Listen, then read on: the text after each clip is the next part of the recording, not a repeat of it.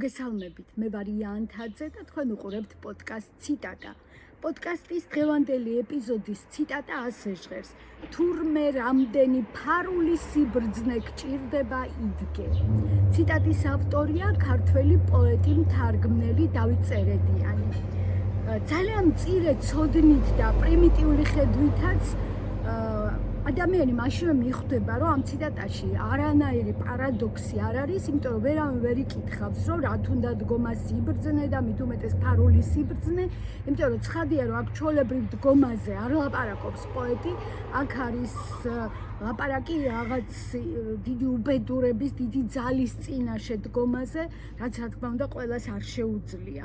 და დღეს გავიხსენებ სწორედ იმ ადამიანებს, რომლებსაც თავისი ფესვები როგორც სიბრძნე ეხმარებოდა იმაში, რომ როცა ესეთი დიდი განსაცდელის წინაშე აღმოჩნდნენ, არ გატეხილიყვნენ, არ წაქცეულიყვნენ, არ გაქცეულიყვნენ და დიდი ღირსებით მიიღოთ თავისი მწარე ხვედრი. სანამ გავაგრძელებთ ხრობას, მანამ გთხოვთ ტრადიციულად, რომ გამოიწეროთ ციტატის არხი და შემომიერთდეთ აქ ამ პლატფორმაზე. დღევანდელი ციტატა დავით წერედიანის ლექსის ფრაგმენტია და ამ ლექსში მიკიბ-მოკიბვის გარეშე არის ახსნილი რა დგომაზე ლაპარაკობს პოეტი და მე შემიძლია მხოლოდ რომ ეს ლექსი გაგაცნო და კიდევ მაგალითებით შევავსო დავით წერედიანის სათქმელი და ეხლა შევეცდები რომ ეს ლექსი გადმოგცეთ. ლექსის ლირიკული გმირი არის შავშამშე მეფის მასხარა და ეს მეფე კი ის მეფეა, რომელმაც შაჰის პირველივე მოთხოვნისთანავე რჯული შეიცვალა, თავის გვირგვინის კივრში ჩაკეტა, თავი ჩალმით შეიმოსა და ცხოვრობს აი ასე. შავშამშე ამბობს, რა ვიცი, იქნება სევდაც კი ქონდაო, მაგრამ არაფერი კი ეტყობოდაო. და აი ერთხელაც მეფე მოწყენილია, იმიტომ რომ გარეთ წვიმს და ნაწვიმარზე ვერ ინადირებს და ამას დარდობს, რომ ვერ გაერთობა, ვერ ინადირებს და შავშამშე ამ გარემოს სულ სხვანაირად ხედავს და აი როგორ აწვიმს ტახტსა და ტახტყრევნებს, ფარებს, ეტრატებს, ქნარებს, სამეფო სარჩულ საპირეს, ჯვარს და ნახევარმთვარეს, წავილექსებ და სირცხვილით შემეფარკლება ღაწვი. აწვიმს შაირს და ქარაგმას, ყველა ხუმრობას აწვიმს.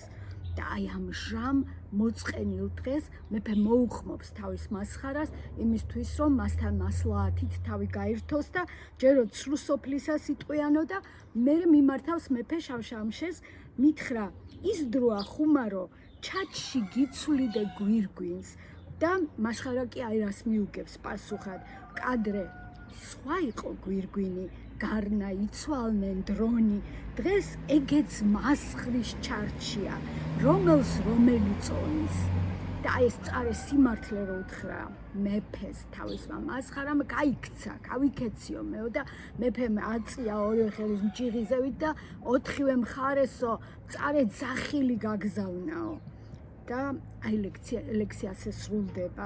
შავშამშე მეფის მასხარა, ბევრის მომსწრე და მთმენი, ვთქვათ და ყველაზე სულელი, ვთქვათ და ყველაზე ბრძენი ვამბობ, იმედი კვალია, ცრემლი, ყორმალის სითხე, თურმე რამდენი ფარული სიბრძნე გჭირდება იდგე, ცრის, რა უღრანი ღამეა, ღმერთო გზას ავწდი მგონი, ძახილის ძალა მომეცი, ძალი წყუდიათში დგომის, ამ ქვათქცეული ღამიდან, ამ ბნელეთით და მკვდრეთით, სხვა რა გააღწევს ნამდვილი წარე ძახილის მეტი.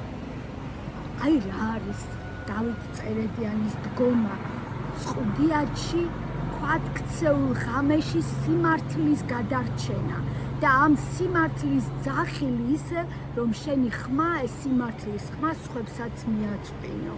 და სიმართლე რა არის? სიმართლე ის არის, რომ როდესაც მეფე ღალატობს თავის თავს, თავის გვირგვინს, თავის ქვეყანას, თავის ხალხს, აი სწორედ მაშინ, როცა მეფე იმაზე დარდობს, რომ სანადიროდ ვერ მიდის, აი ხუმარას ჩარჩი უფრო ძვირფასი ხდება ვიდრე მეფის გვირგვინი, რომელიც სკივსში არის გამოკეტილი. დამოუკიდებელი საქართველოს ისტორია არის ერთი უწყვეტი ღალატის და მარცხის ჯაჭვი, რომელსაც ბოლო არ უჩანს სამწუხაროდ.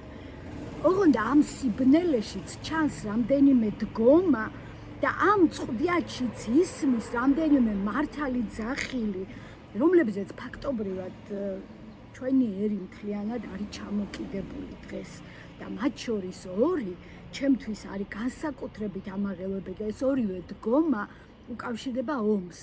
ერთი ვნახეთ აფხაზეთში, მეორე ვნახეთ სამაჩაბლოში. პირველი ადამიანი, რომელიც დღეს მინდა გავიხსენო, არის გურამ გაბესკირია, სოხუმის ყოფილი მერი, რომელსაც არათუ ალყა შემორტყმა, არამედ დაცემულ სოხუმში პირისპირ უდგას იარაღმომარჯვებული მტერი და უბრძანებს, რომ დაიჩოქოს. და აი აქ გურამ გაბესკირიამ რო დგომა აჩვენა, დგომა ისეთი უნდა, კვახე ხმით ეუბნება და მართლა კვეთს მისი ხმა მთელ ქვეყანას და მთელ სამყაროს და ეუბნება ნიკაკ დავჟიზნი. უყოყმანოდ ეუბნება, არასდროს სანამ ცოცხალი ვარო არ დავიჩოქებო და შეეწირა ამ ერთ ფრაზას.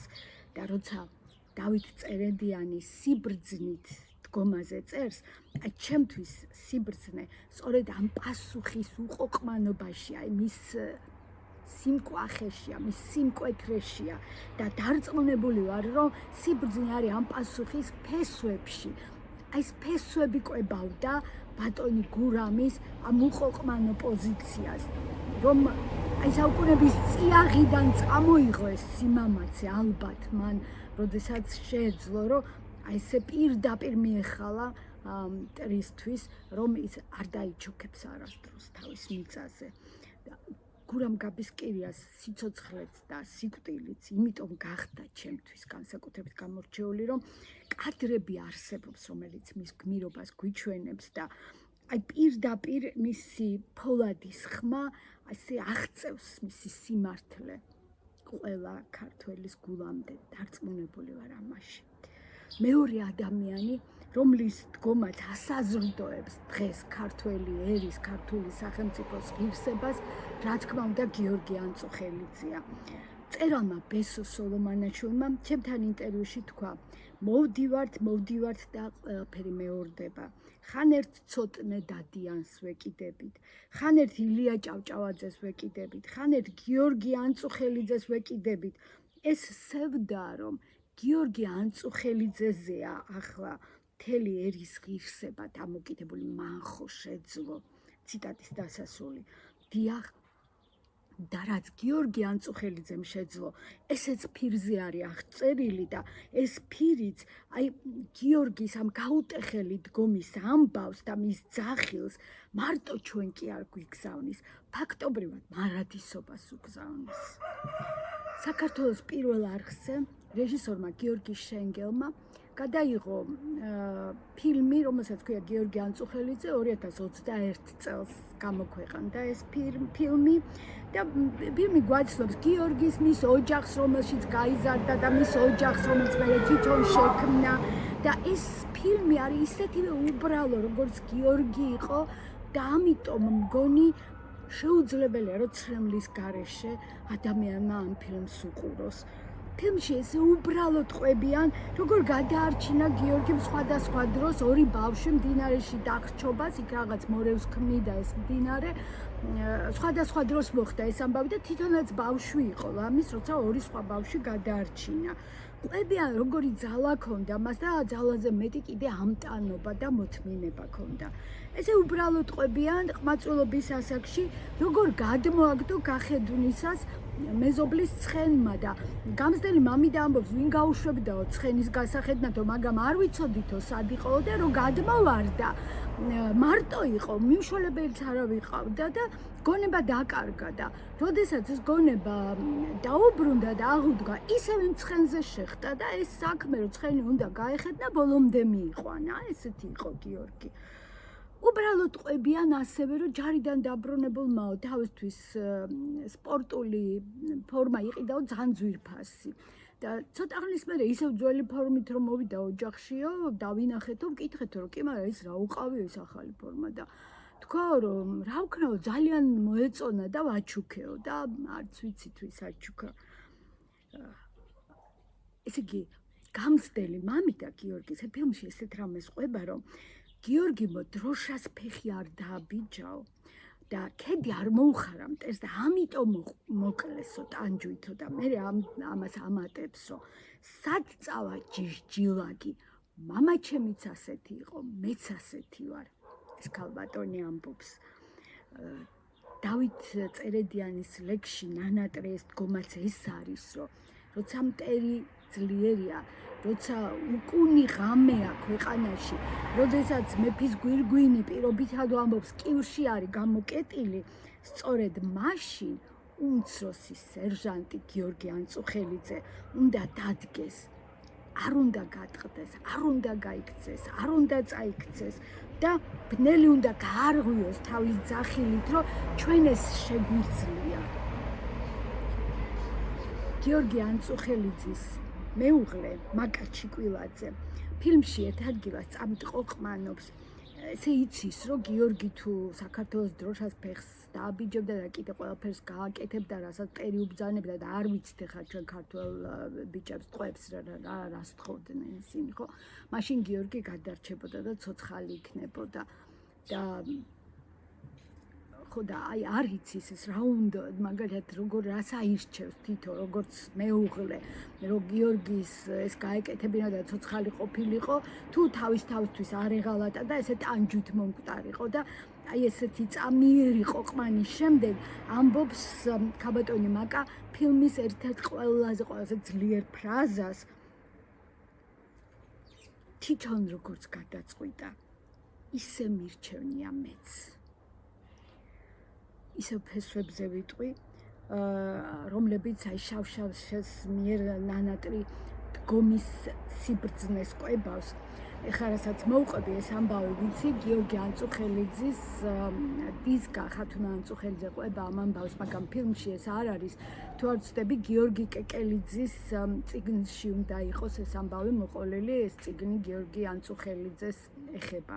და აი რას ყვება გიორგის და ესე იგი პატარები ვიყავითო, როდესაც ბებომ თქვაო, რომ მე რომ მოვკვდებიო, გიორგიმ უნდა ამწიოსო.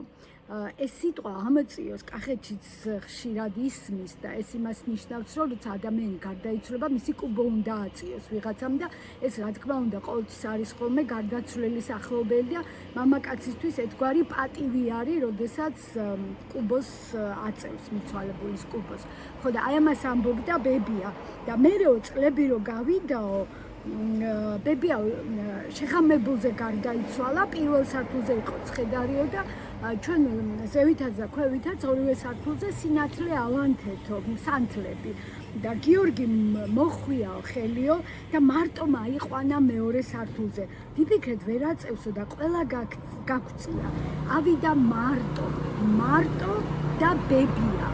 და ამ ეპიზოდს მოსდევს შემდეგ ამბის თავარი ფრაზა. გიორგი 13 წლის იყო. გონი ყველაფერი ნათელია. ფესვებით, სიყვარულით, ძალაც, ამტანობაც, უშიშრობაც და აბსოლუტურად ყველაფერი, ყველა რესურსი, რაც გიორგი ანწუხელიძეობას სჭირდება. ვეთანხმები ბესო სოლომანაშვილს. ეს არის სევდა, რომ ერთ ანწუხელიძეზე არის ახლა მთელი ერის ღირსება ჩამოკიდებული, რომ აი მან ხო შეძლო. მაგრამ იმასაც გავიხსენებ, რომ ბევრის მომსწრე და მთმენი შავშამშე ამბობს დავით წერედიანის ლექსში ამ წყდიადიდანო წარე ძახილის მეტი რა გააღწევსო და ღმერთო ამის ძალა მომეციო. შავშამშემ თქვა სიმართლემ, წარე სიმართლე და გაიქცა და გურამ გაბესკირია და გიორგი ანწუხელიძე დგანან. დღეს ამით დავასრულებ ციტატის კომენტარს და გეტყვით, რომ ეს ჩემი ფესვების სახლში, აკურის სახლში ციტატის ბოლო გადაცემა იყო ამ ზაფხულს და ამ წელიწადში. შეიძლება ამიტომაც გამიჩნდა სურვილი, რომ ფესვების სიბრძნეზე კიდევ ერთხელ მესაუბრა თქვენთან. შევხვდებით ხვალ საინტერესო ადამიანების პოდკასტში და გაგაცნობთ ადამიანს, რომელთან ინტერვიუც თავის დროზე აღვიქვი, როგორც სერიოზული გალაწუნება საზოგადოებისთვის. ამიტომ ვფიქრობ, რომ ხვალინდელი გადაცემა ყველასთვის საინტერესო იქნება. მანამდე ისევ გიტოვებთ ტრადიციულ თხოვნას, რომ გამოიწეროთ ციტატა და დიდი მადლობა ყველას, ვინც ჩემთან ერთად ხართ.